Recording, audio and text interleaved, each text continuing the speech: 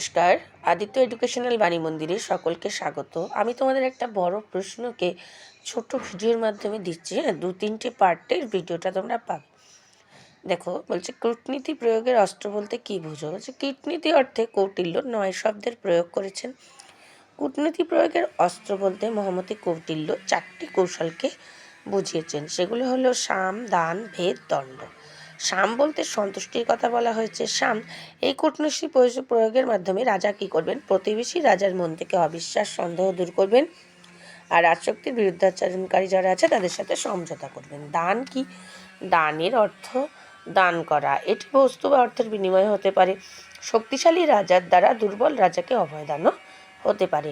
দণ্ড কথাটির অর্থ বল প্রয়োগ। রাজা শত্রু রাজ্যকে আক্রমণ করে বশে আনতে পারেন। এই দণ্ড দুপ্রকার, প্রকাশ্য, অপ্রকাশ্য। ভেদ বলতে বিভেদ নীতি। রাষ্ট্রে ভাঙন সৃষ্টি করার জন্য এই কৌশল